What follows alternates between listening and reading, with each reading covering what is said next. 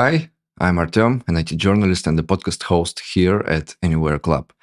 And we continue our series about IT all over the world. And my guest today is Shavkat Karimov, head of IT community of Uzbekistan. Long time ago, Shavkat started his path as a writer and a filmmaker. He tried to make his career in Hollywood and even got some success, but not enough to move on. So he switched to IT long before it became mainstream. He started as an SEO specialist and made a great career in this field. For example, Shavkat was an head of SEO and principal manager at Microsoft in its headquarters in Redmond. For 25 years, Shavkat lived outside of Uzbekistan in USA and Canada and finally came back to his homeland. Now he is a speaker, mentor, investor, and an inspirational figure for young generation of Uzbek IT community. But before we begin our conversation, please check the website of Anywhere Club, aw.club. It's a global community of IT professionals, and you can find a lot of useful things there.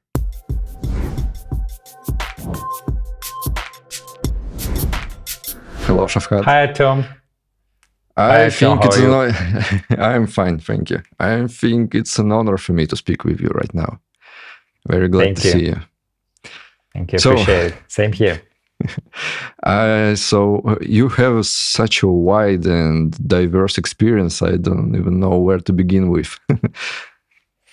So maybe we'll start with present day. You're a leader of IT community in Uzbekistan right now. Tell me more about this role. What is it?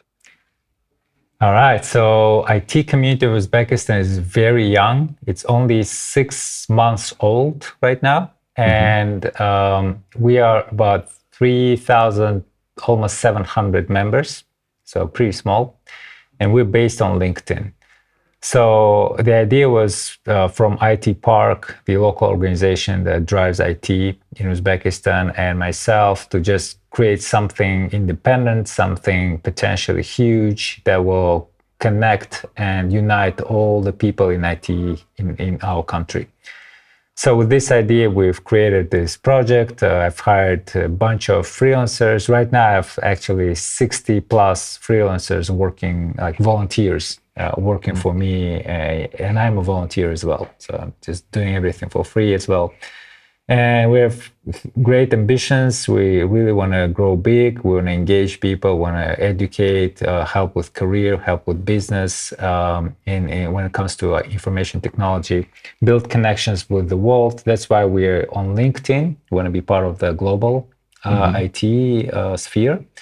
So that's just in a nutshell what it is about and how we're doing. Okay. So maybe let's get back to good old days. I saw you had 2 degrees and neither of them are connected with IT. You're a lawyer and you're a filmmaker. True, yeah. Tell me more about it. Yeah, people ask me all the time, like, how come you are in IT when you have zero education, and like, how did you even get to IT? So I was a filmmaker. So first I was a lawyer. Yeah, that's true. I worked in Belgium as a lawyer in an international company called Louis Dreyfus. We were buying cotton from Uzbekistan, like huge amounts, like 60,000 tons every contract. It's like $60 million or so at that time. So it was like big contracts, very cool job. But in Antwerp, Belgium, I loved it. But at one point I decided to just do films because I really enjoyed creativity, like movie making. I learned a lot, having access, like really full access to the internet, which was very problematic at that time, back in 90s in Uzbekistan. So yeah, I became a filmmaker. I went to Russia, studied at gig, and then I went to Hollywood, to the United States, to break into Hollywood. Wow. To Los Angeles. Yeah, so I went there. All the doors are closed. I knocked so many doors. I tried so much. I had my little movies with some awards. Like I had the International Film Festival Awards as a best producer, best director. Also, 3 of my movies were bought by PBS, Public Broadcasting Corporation in America. So I thought I had the talent. I had chances to break in. But no, it didn't happen. I failed. And LA is a very expensive city, so I had to do something there. And thus, I found this job called SEO manager. So SEO, I didn't even know like what the hell is SEO. So I looked it up. It's like search engine optimization. Okay, bringing websites to the top of Google. So I knew Mhm. how to do that, but I didn't know how it's called. So I read through the job description, applied. They called me back, and then I went to the interview. Told them how I did this because I had a dating agency at that time called uzbekbrides.com, and then also shortfilmswanted.com, a website where I was selling my book that I wrote. It's Mhm. called Short Films Wanted, right? So that helped me get a job, and since then, like for about 17 years now, I'm an SEO guy. So I do search engine optimization for my entire professional life, I would say. Mhm. Well, I'm retired now, but in general, like I reached the VP level for this role.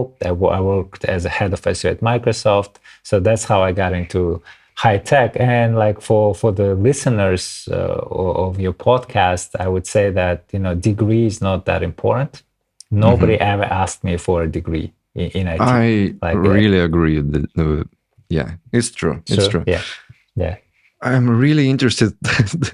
It's really interesting for me to hear about filmmaking because it's.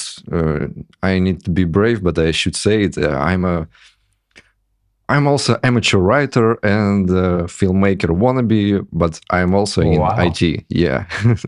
So nice. So we have tons of things in common. yeah, yeah. So you end with films after this failure. No. Yeah, I don't do anything, but I have plans. Mm. Since I'm back in Uzbekistan, I gained some popularity here. I met a few folks in the entertainment industry as well. So maybe we'll do something together. We'll see. I don't know.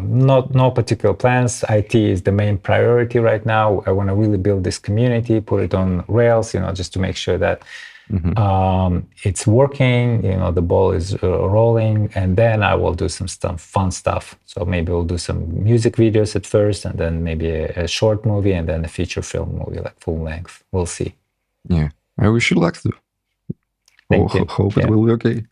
So yeah, will do. yeah, but in other hand, you have a really, really great career in CEO optimization. I saw Yeah, you were in Microsoft. yeah, true, true. What's I was a head of SEO at Microsoft as a mhm, principal PM, program manager. So there's a website called Answers, mhm, answers.microsoft.com. Official name is Microsoft Community. So I have a lot of experience with communities as well. And I was leading the SEO for this website. It's huge. It's like 60 million unique monthly visitors, UMVs. mhm. So 60 million people come to the website. It's like almost double Uzbekistan come to the website every month, Wow. right? It's a big website. So SEO is different there. It's like very technical, but with some creativity involved. It's difficult, yeah. And anything you do wrong, your numbers go down big time. Anything you do right, though, you also experience some great achievements because it's just big data Mhm, there. And I love it. I love SEO. It's a very creative field. It's super technical, but also creative, and it's everyday craft. And you can never get tired or feel bored when you do SEO. So mhm. search engine optimization is fun. Surprisingly, in Uzbekistan, people don't really search somehow. I asked because I work a lot with young folks here, right? So I go to the different universities, I do public speaking, and I asked them afterwards, like, how do you guys find information? And they say, well, we use Google, we use Instagram and we use Telegram. But how about Google or Yandex? They're like, nah, not that popular. So No that was a way. big surprise. Yeah, big surprise for me. And also when I talk to companies as well, nobody's optimizing websites for search engines because people search on social media, not Mhm. on search engines. So that's why SEO is not that popular. Nobody even teaches SEO here. So I've looked around. Like I'm probably number one SEO guy in Uzbekistan.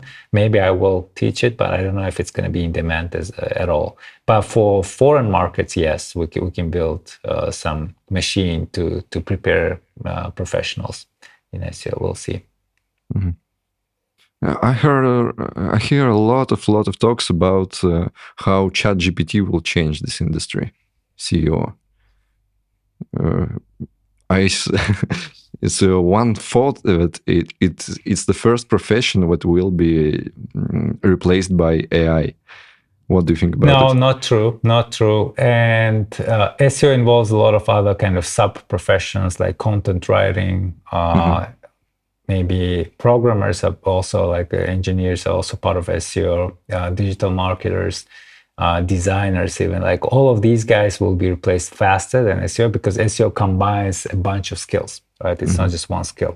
Like for instance, for a copywriter, right? You just write basically. So, and ChatGPT is already pretty strong at writing. So there's a good chance that you'll be replaced. For design, like Midjourney, for instance, is super awesome at creating images and like with a little bit of Photoshop changes. Like there's a company in the US, 800 designers. They fired all of them except for two, and Midjourney for $34 per month. That's it, and they're pretty successful still, like because they saved so much money. Now, with when it comes to SEO, it requires a bunch of skills: technical, creative skills, and analytical skills, because we do a lot of different tools. So I think for AI to do all of this combined Mm-hmm. and at the same time to reach the same goal, it's going to be a little harder. Of course, yeah, they are at risk as well, but later compared to like other professions. Programmers, like coders, engineers, developers, they are at risk way, way closer than us, than SEOs, right? So So interesting. yeah, and also in terms of how search engines will change with ChatGPT and AI technologies, yeah, once ChatGPT appeared, everybody was like, okay, end of Google. There's no more search. No, You just yeah. ask and get answers. That's not true again, because first of all, ChatGPT lies all the time when it comes to facts, right? It just comes up. It's not really AI yet. It just Yes. puts the word after word after word, right? So it's just with different probability. It ends like after four is the fifth one. So right now, Google is fine, but just because of this publicity, because Bing, our product from Microsoft, added the not ChatGPT but the chat based on ChatGPT on OpenAI's API. A lot of shifts are happening, transformation. People are moving. ChatGPT made the impossible, right? It made people use Bing. Nobody ever Mm-hmm. used Bing before, even though it's like a big website. It actually makes $1 billion a year. Not many people know about that. It's actually a great income source for Microsoft. But yeah, once chat is there, people started using it. Bing's chat is way worse than ChatGPT 4 that I'm using personally.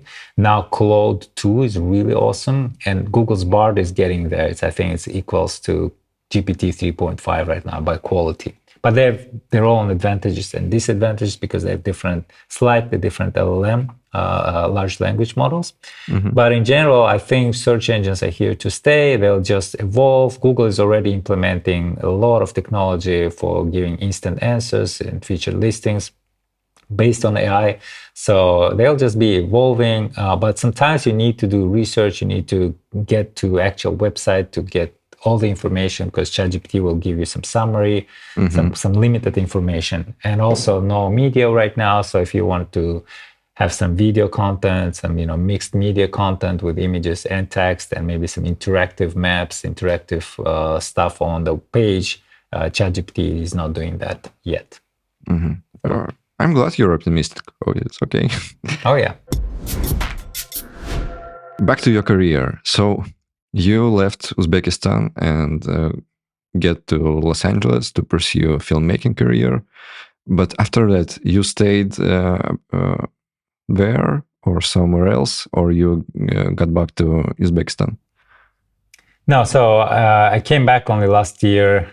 So I lived outside of Uzbekistan for 25 years total. Wow. Last time I was here about 7 years ago for just 2 months. Mm-hmm. And after LA, I moved to, okay, let me see. I think it was Sweden. Oh no, Canada. It was Canada first for 2 years, Edmonton, then Sweden, and then Seattle. I moved to Seattle. Last 9 years, I lived in Seattle, Washington, where Microsoft's and Amazon's headquarters are. Beautiful city, amazing in terms of technology. I think we are as per the trend, we will eventually become the Silicon Valley, the new Silicon Valley, because our growth trend, number of new startups that appearing, number of investments that come into Seattle-based, Washington-based startups is just crazy. We have all the Silicon Valley companies represented in Seattle: Google, Apple, all these companies, Uber, Lyft, they all have offices, big offices in the Seattle area. So it's booming. And also, unlike actual Silicon Valley, San Jose, San Francisco, the Bay Area, the companies in Seattle are not really fancy. Whenever they got funds, they actually use it for, hiring the right talent, doing some stuff that's important for business. In San Francisco or like Bay Area, they create, maybe develop some cool offices, give free food for their employees, or just give like 3x, 4x pay to their engineers, some crazy stuff that you don't actually need to do for your business, but it just, became a little bit too fancy there. So in that regard, also, I believe more in Seattle-based startups in their success in the future. But the vibe that Bay Area and just Silicon Valley has is obviously amazing as well, right? Because you get into the environment of the right people, right? So that's why everything there is really doing well.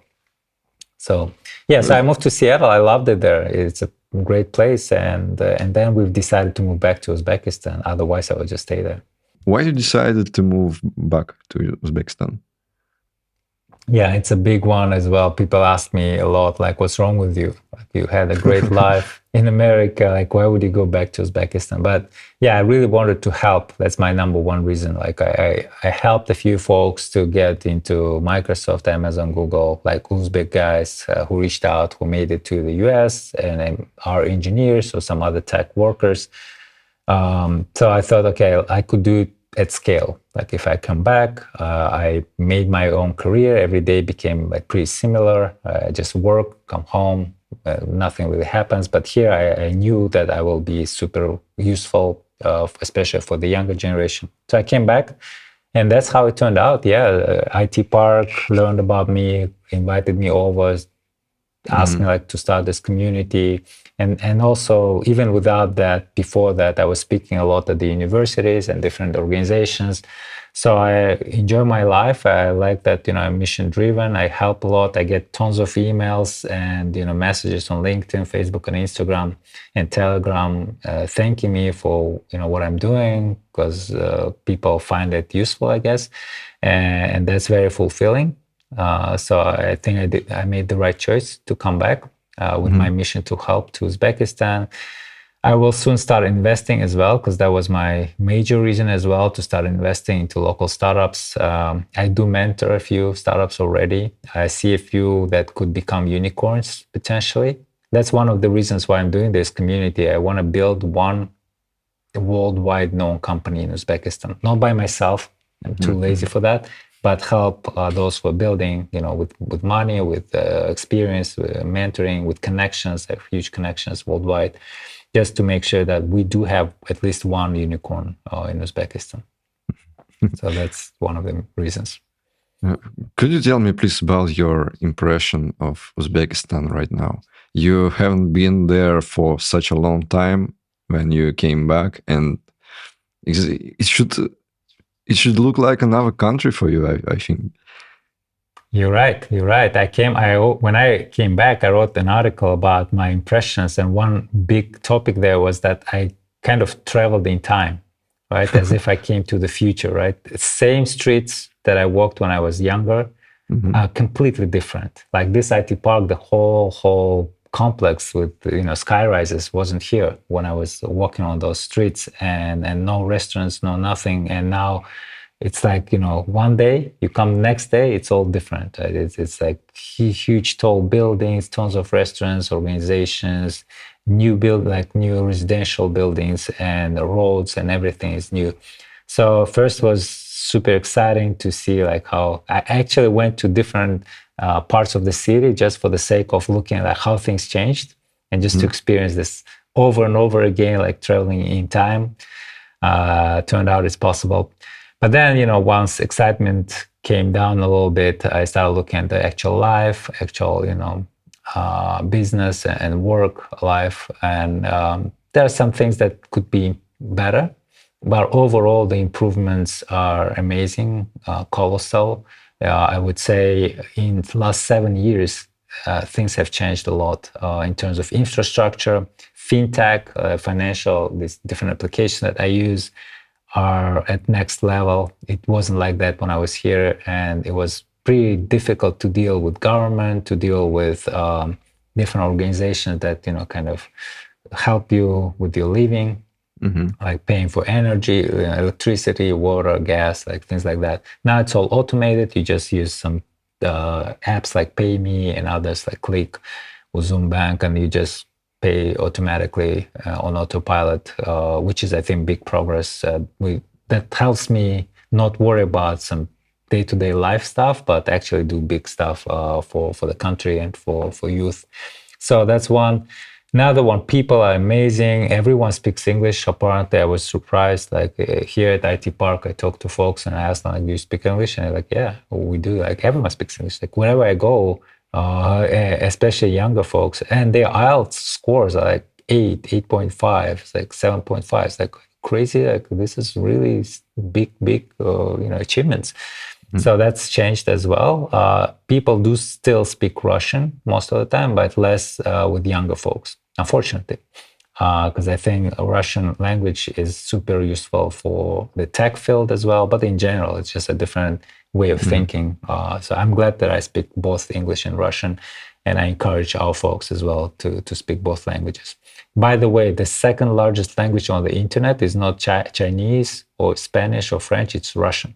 The first one is English, obviously, like most information, most content is in English, but second largest is Russian. And also it's unique content and it's very high quality, right? So if you start looking at like Spanish content, French is pretty much the same as English, because pretty much same culture and mentality, especially when it comes to knowledge. But Russian school is different, comes from different roots, and have sometimes opposite opinions. It's always good to see, all sides of the something that you're studying. So yeah, that's also changed a little bit. What else? Overall, yeah, it's too hot here. I'm not used to it because Seattle has no snow, but also never hot summers, right? It's like always in the middle, super like perfect nature. Here, every summer is like crazy hot. I'm used to it. I come from a south of Uzbekistan, where it is way hotter than it is in Tashkent. So for me, it's like, it's all right. But for my wife and for people who come here after a while, they're complaining that it's too hot. It's becoming hotter and hotter every year, and by statistics as well. So that's problematic. We have lack of water, which is also a big concern. So we need to find out a solution. Also, a little bit too much dust in the city, like with all this construction. It's sometimes hard to breathe when you go around the city. That's a minus as well. But overall, the food is like probably number two reason why everyone should come to Uzbekistan, live here. Food is amazing, right? There are over 1,000 restaurants in Tashkent, high quality, low prices, amazing designs, great service. Right, all four elements for restaurant industry are there, and and people are the best. Obviously, that's number one. I really want to visit Uzbekistan. I heard Please come over. a lot of good things about it. Yeah, someday I'll do it. Now a little break. I want to tell you about ITPU, IT Park University in Uzbekistan. This educational institution was founded in partnership between IT Park of Uzbekistan and EPAM Systems. It's a great place to learn programming, gain experience, and start a career in IT. Educational process is fully remote there, and all the teachers are practicing software developers, people who know really well what kind of skills you need to have to become a strong junior developer. Please listen to Bahadur Auyupov, the CEO of ITPU. He knows better than me why it is a great place to study. And check the link in the description and find out more about ITPU. Could you please encourage students who are in doubts now, or they're choosing university and don't know where to go, why they should go to IT Park University? Why it's best for them right now? What is the most common problem of a university graduate? Lack of work experience. Yeah. So when you graduate university and go applying to an IT company or any company, what is the first question of that company, of the employer? How Do long you have a work? working experience? Yeah. Exactly. Now, a very logical and common sense response to that would be, how do you expect me to have a working experience if I've been studying for 3 or 4 years? I've been studying. It is now time for me to, gain this working experience. And of course, quite rightfully, the company says, well, please don't use my company to gain a work experience. I'm looking for a professional, for a ready professional. So that is the main and very common problem of a university graduate. Our students gain this working experience and build their portfolio by the time they graduate this university. So they come out of this university already with a working work experience. So when they apply to an IT company, if they don't want to go to EPAM, of course, because as I said, EPAM will be selecting best students, best graduates of this university, and accept them to their team. If they want to go to another to work for another company, they will of course stand out from all other applicants because they already have a portfolio. They already have a working experience. So that is an advantage. And of course, the online format of education in this university also provides a lot of conveniences because you're no longer limited with physical with physical boundaries. With you don't have to go to a certain class. You don't have to go to a certain place or a classroom every single day. You can study from your home. You can study from a co-working center. I was on a vacation a couple of months ago to Turkey, and I saw one of my students there. And I said, "What are you doing?" He said, "Studying." And I called up our team. I said, this and this student, he's in Turkey. Is he expelled? And they said, no, he's one of our most active students. We had a lecture yesterday, and he involved in a very intense argument. So, know what I mean? So he can travel all over the world and continue his studies here. So That's online great. mode of education in this university provides a lot of convenience for our students. Plus, there's a lot more opportunities if you go to IT through this university. Why? Again, because of the founder of this university. Now, the management of the company insists that its education system makes a maximum use of EPAM's global opportunities, which we do.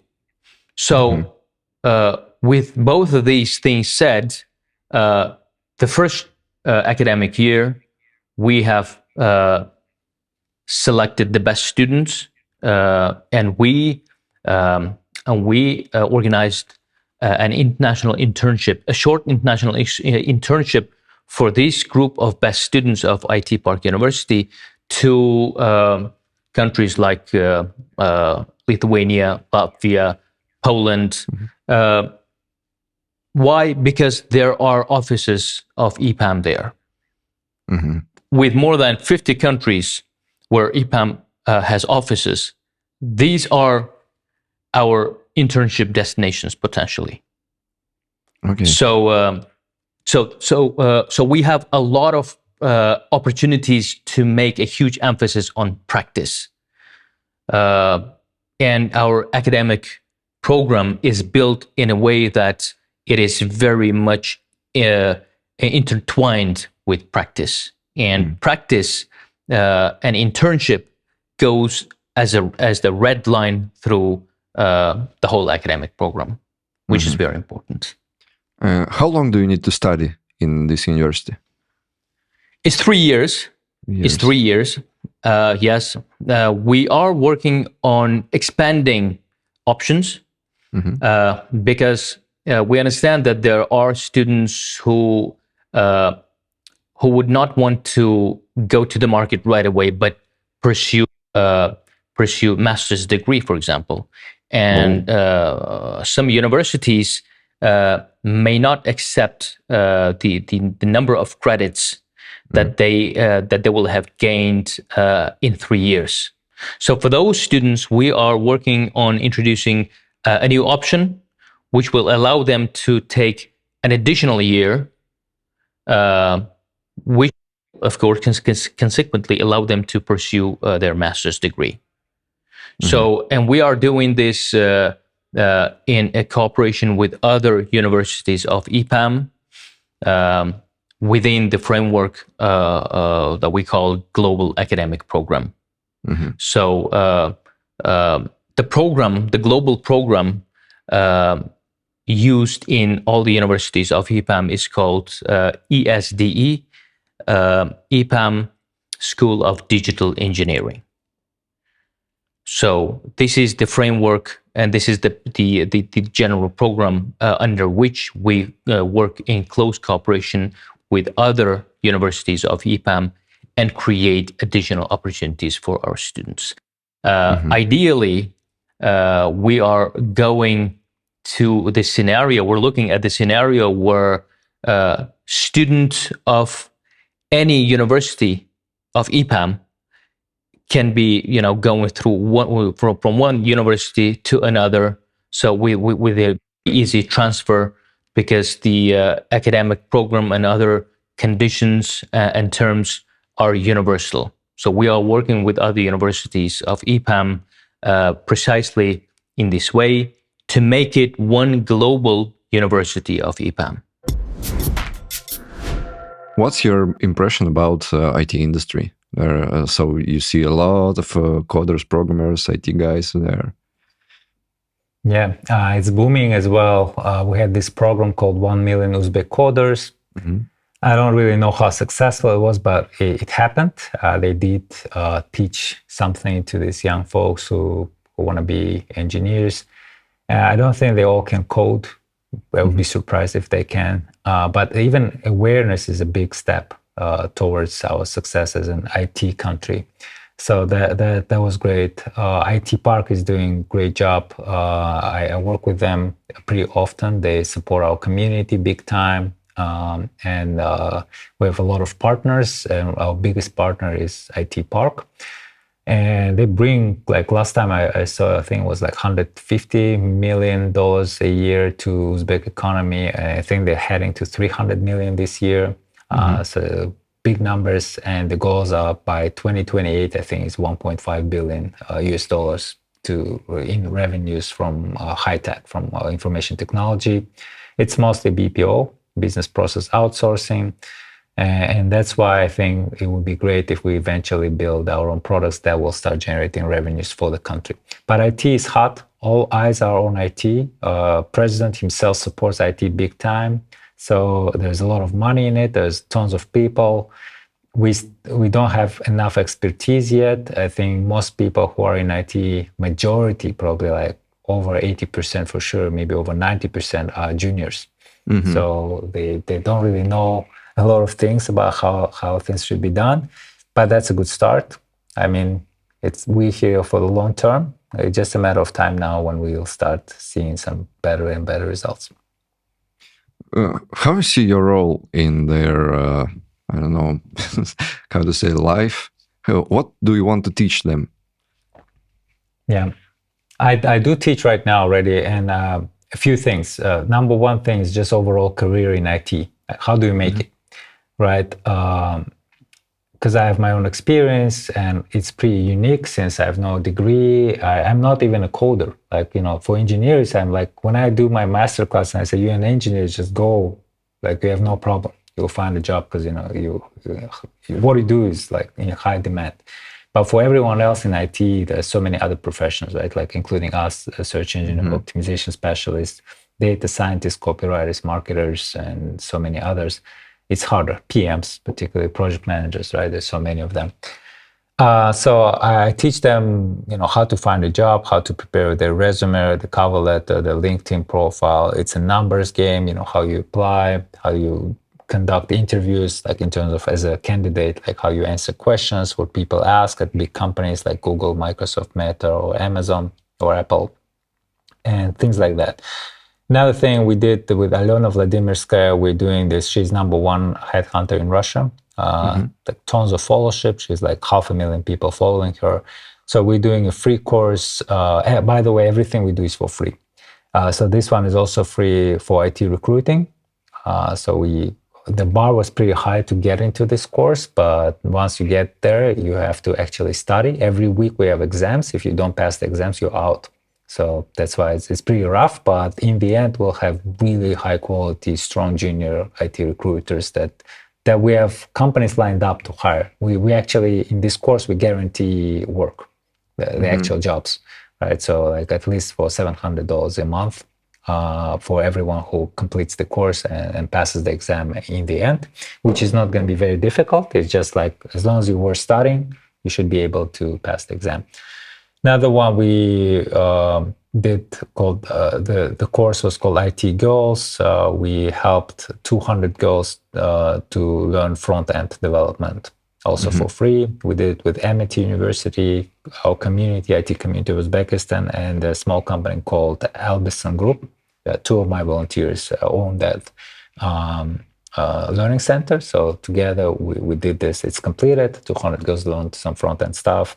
Hopefully working right now, keep studying.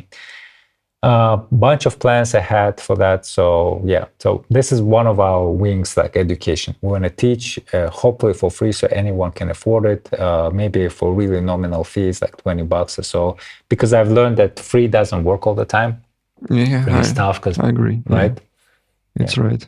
So I know what IT is evolving all around the world. It's a professional future, someone say. But at the same time, there are hard times now in the world. And we see about a lot of layoffs in IT companies. Thousands of people lose their job. And I know a lot of friends who are juniors now, and it's really hard for them to find a job when you're a junior. And but in different countries, different situations. What about Uzbekistan? Is it hard for junior to find a job in Uzbekistan? It is now, yeah. It is now harder than it used to be, right? Before, when IT became like a thing, and people were aware that there's money in IT, programmers make more money than even doctors or lawyers, right, or bankers, right? So everybody wanted to send their kids to different learning centers, academies, and different schools that are IT related. But then they kind of overdid this, and now I see that there are probably like 4 times less jobs in IT than there are people who are graduating and have dreams to become some IT professional, like mostly engineer, right, a developer, if it's a web. So yeah, it's a problem, and this is the problem we're solving right now. We're working on to solve. One solution that we found is freelancing, because cost of living in Uzbekistan is pretty low.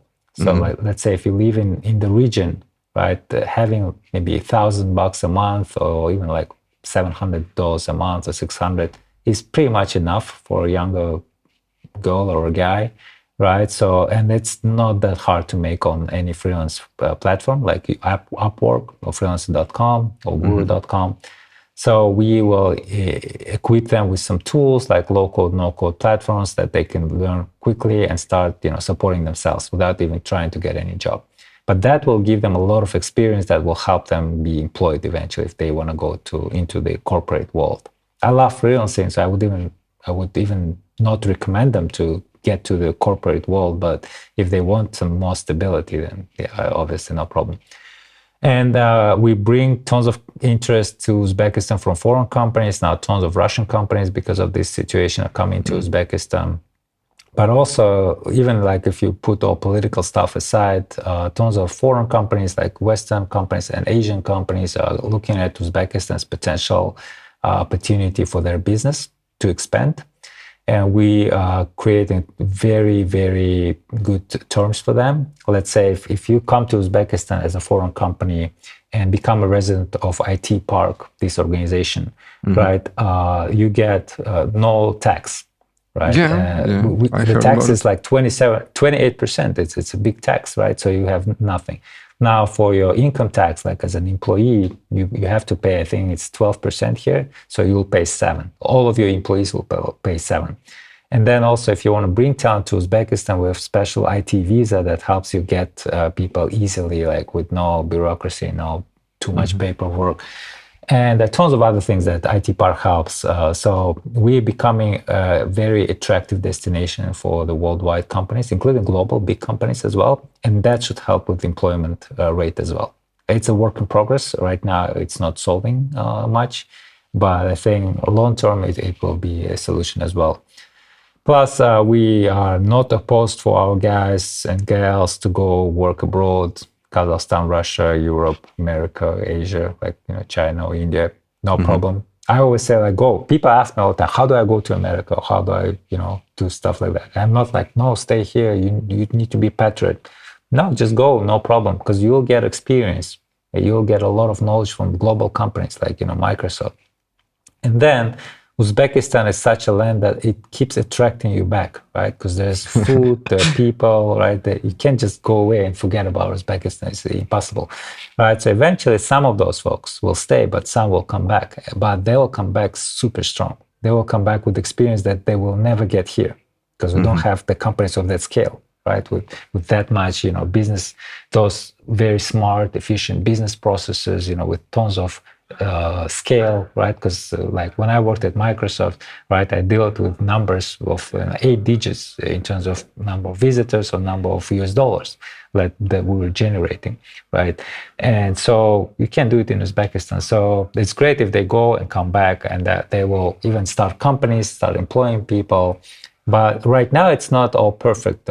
As I said, there are 4 times less jobs, and a lot of young folks are struggling. And that's why, at least those who can hear me when I speak, when I do my master classes, at least they will have some competitive advantage to find a job and know how to get a job. Also, you said you help local startups. You invest. You teach them how to make business and everything.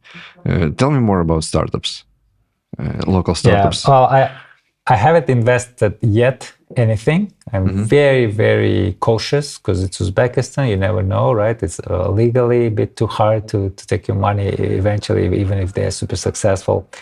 But I'm looking at a few local startups that I think have tons of potential. I don't know if I should say the actual names. Maybe I can, but I don't know. I need to think about while I'm speaking. So I'll give you some concept. Yeah. Well, yeah, I really want to know about concepts. Okay, the concept. So my concept number 1 is that when companies come to me, and they do all the time, I tell them, how long are you in business? Like, how old are you, basically? If they're 3 years old and up, I'm interested. If they're young, just an idea, just 2 years, or blah, blah, blah, I'm not interested. Because statistics work against them, right? There's 99.99% chances they will fail statistically. So why would I risk? Because I'm not one of those investors who go into, early stage startups like Series A or pre-seed, even though I'm like very far in the end. When ideally they don't need my money. That's when I'm interested. Then I will try to convince them to take my money and give me some small percentage. I don't need huge percentages. I'd rather have my money back. So that's number 1 criteria, 3 years in business or more. Then second is pretty basic, 20% growth year over year.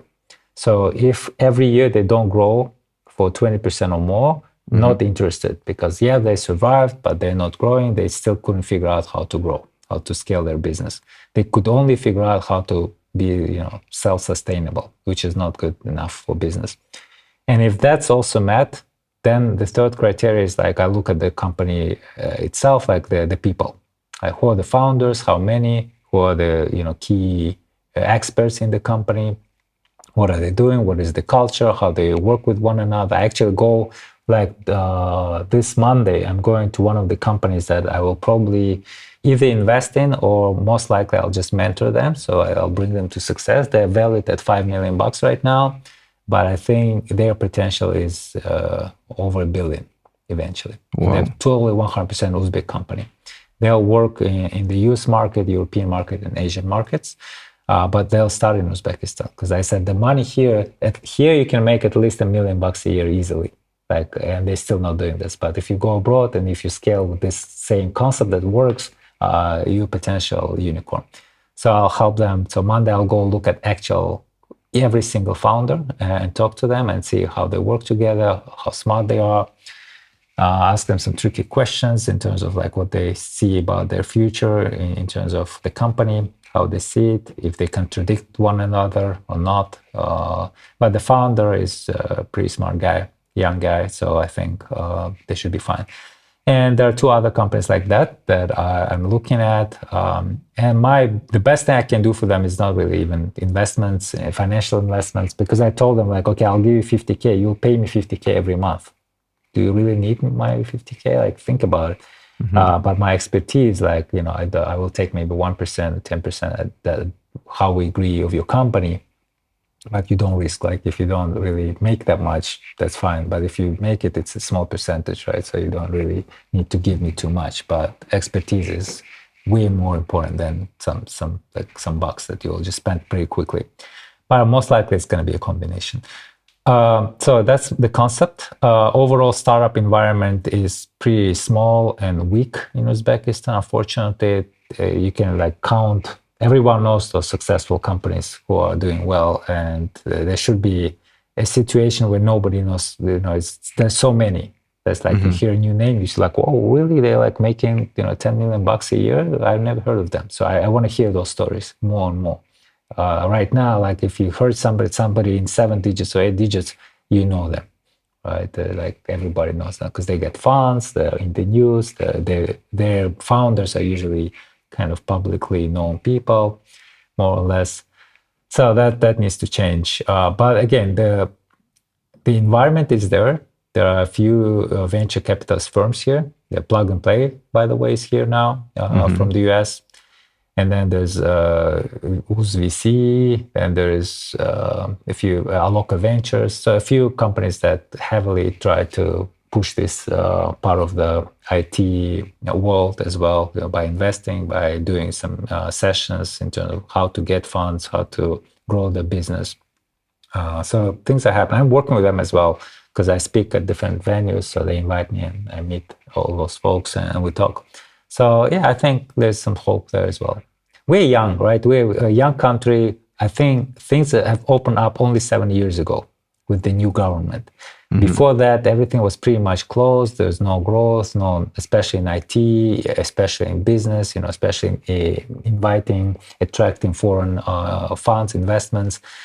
And all of that had changed in terms of how government looks at it. And that helped create the environment that's pretty friendly for startups to grow. So now we need to keep going, keep working on that and grow things up. So that's the plan. Yeah, you sound such a professional investor, because when I think about startups and investments, my first thought is idea good? I want to hear about ideas. And I don't think about the team, about the experience. I think that idea is the main, it's most important thing is idea. When you see... Yeah, well, when the idea is, I think the more boring the idea is, the better, because nobody will enter that market, right? Let's say if you produce some sinks for toilets, right? That nobody thinks and dreams like, oh, I will create sinks for toilets for restaurants and I'll become rich. Like everybody's like thinking about some cool business, right? But everybody's doing cool businesses. Nobody goes there. So if somebody figure out how to do business there, they will definitely be successful because it's just blue ocean. Nobody's doing that, right? So ideas for me is like, it's all about implementation. Like if you have a pretty basic idea, but you really killed it in terms of implementation, right? Then you're very interesting for investors. And you might not even need investors, because if you figure out cash flow, I have 3 companies, right? I never took anybody's money. So I always figure out how do I get the cash flow so I don't have to go and ask for money. By the way, I don't know how to get money. Like people sometimes ask me, like, can you teach me how to raise money? It's like, I have no idea. I've never raised any money, right? So I did everything. I can teach us how to do it without anybody else's money, how to start small and grow little by little. But I understand that different business models. Some people need money, some people grow for growth. You know, Facebook, YouTube, all these companies, that's how they grew so big, right? They like YouTube, when Google bought them for $1.5 billion, they were in minus, in negative, right? Yes. I think they were like losing $1 million a month or something like that.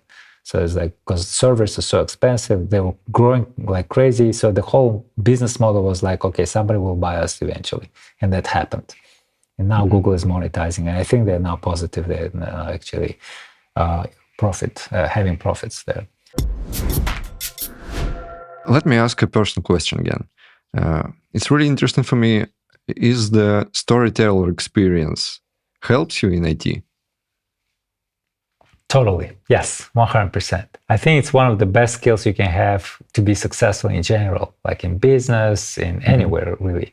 To be the best in your field, let's put it this way. Even if you are an artist or, you know, somebody else, like some in construction, doesn't matter. If you know how to express your thoughts, how to speak publicly, how to write, even if you're not really very extroverted, you can do it through writing. It helps big time. Like it helped me. Like actually, I never spoke publicly before coming back to Uzbekistan. Maybe 2-3 times, like just like, you know, in corporate meetings, like doing some presentation. But it's like small audience, maybe like 10-20 people. But here, the largest audience was like 500 people that I spoke in front of. And that's when you started, it's like your voice is trembling. You're like, oh, hello, like, oh, my name is Shavkat. It's like really, really deep. And people don't hear it. Like, hey, what are you talking about? Like, well, it's hard to hear you. So I always ask, like, do you guys have a microphone? Because, you know, my voice is not that strong. But now I almost never have my voice trembling. And it's pretty much straightforward. Now it's easy. Now I don't have to worry about it. First of all, I know what I'm talking about, right? Because I did it so many times. Like it's basically maybe 5 different topics that I talk about: career, AI, communication, and a few others. And so, you know, if you wake me up at night and ask me to speak about this, I'll just go and speak. So, but yeah, I enjoy it actually. I love it. I don't like networking. Like I'm very introversial in that regard. Like whenever they invite me to different events, to just network with people, I try to avoid those. Like I only do it if I have to, like to represent the community and for those reasons. But normally I just send my people and say, hey, you guys do this. But for public speaking, I enjoy it. It's fun. We have such a lot in common. It's really my story. Right? You see, yeah, totally. Like you're a filmmaker as well, and you're in IT, you do community as well, and now you're also introversial, you don't like networking, but you like public speaking, right? And these interviews. So awesome. You're an inspirational figure for me. Thanks. Likewise. Yeah. Have you ever thought to combine filmmaking and IT and make something like Silicon Valley series, but about maybe IT park, about IT in Uzbekistan? I'm very much into comedy, right? Silicon Valley was an awesome TV series, but in terms of combining IT and filmmaking, I see it differently. Right now with AI, you know, Run ML, right? They have, I think it's Gen 2, this new version. That actually creates pretty cool videos right now. I mean, still you can tell it's AI, it's not like real, but everything. But ideally, with the prompt, you can actually create a movie. Like you create a short prompt, like a person enters from right to left and leaves the room, right? So, and it creates this person. You describe the person, you know, the guy with the, you know, wearing a hat and glasses and moving an Uzbek t-shirt like this, right? So, and then moving right to left. And then next scene, and then here's your movie, right? As long as you have it on paper, you think it's a cool movie, you know, people will love it, great story, and ChatGPT can help you to write that story. I actually wrote one sci-fi not so long ago. It's called ASIX, ICX as I call it, so Artificial Superintelligence X. So it's before Elon Musk started the X company here. I mean, he had X.com for many, many years. But anyway, so it's about super intelligence, right? So, and I couldn't write it by myself because I'm not a super intelligent creature. So I don't know how it would think, what it would do. So I asked ChatGPT and it helped me. So we wrote it together. And there's like 27 chapters of this story. It's very cool. I love it. It's on Telegram. If you want to check it out, I'll send you a link. It's written in both Russian. Yeah, I will. It's written in both Russian and English languages. So two different ones, but they're identical more or less. But now you can write a script, like a cool story, maybe related to IT, maybe related to anything, and then use RunML to actually shoot your movie with no actors, no expenses at all, no cameras, no nothing. It will just be purely artificial intelligence created movie, generated movie. So now anyone actually can get into films easily. In our times, I actually had to use film, like actual film, to, that you print, that it's very, very long process. It's super expensive. Even if you go and shoot your movie in the city, you have to use Lichtwagens, which is like these light wagons. Expensive. At that time, it was like $1,000 a day. Today, it's probably, but today you don't need it. You have like other equipment. But the barrier to enter the filmmaking was very high. Then it was like with video cameras and everything, it became lower and lower. Now with all digital, it's even lower. But now you don't even need cameras. You just can write prompts and AI will create those for you. You can even upload the pictures or actual people or AI generated people, like more beautiful, maybe more interesting, more charismatic actors, and they will play those roles, right? Because RunML can make your image live, right? Become video. So if you create some goal, it will start talking and doing stuff. Sorry about that. All right. So yeah. So I do have plans. Once the technology catches up, I'll probably create something very cool. We'll see. But when you speak about AI making movies, as a creative person, don't you have this conservative vibe about a creative person who puts his soul into his story and everything else? But we, as a live people, we want to see another live people and no artificial pictures.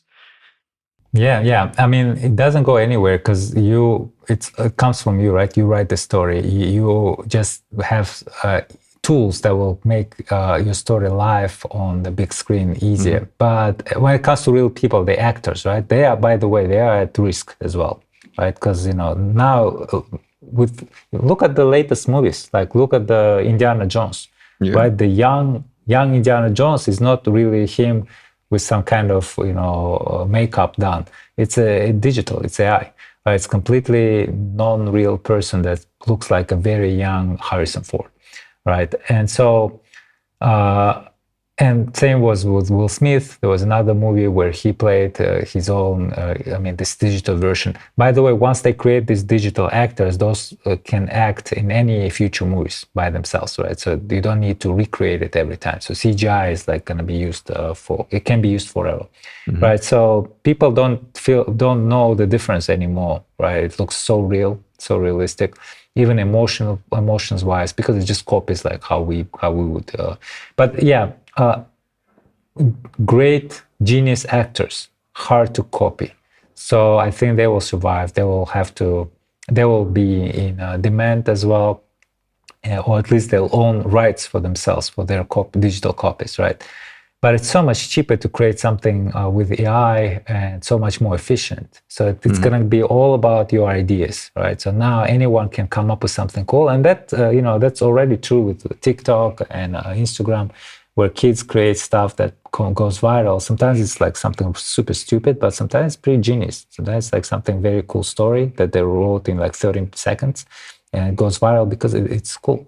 Right? They don't even need, they still shoot themselves or their friends, but eventually they don't need to. They can just upload their picture and this new generated character will behave based on the prompts, textual prompts. So I do believe this is the future of entertainment, no matter what we say. And like theater didn't go anywhere, like classical movie making will stay, but it's going to be a minority. It's going to be more like art house kind of thing. I think mainstream is going to be very digital. I still don't know how to feel about it. I'm excited and I'm sad at the same time. But yeah, it's a nice combination of IT and storytelling. I hope it will be okay. True. Yeah, me too. Yeah, it's scary as well, right? It's sad, exciting, and scary, right? But it's gonna happen. It's gonna happen. We'll see how. I agree. Yeah. So, Shavkat, thank you very much for this conversation. It was really great. It was an honor for me to speak with you, and I'm glad you came to our show. Thank you. Thank you, Artem. Really appreciate it. Thanks for inviting me over. Really enjoyed our conversation. Thanks for the great questions. So let's keep in touch.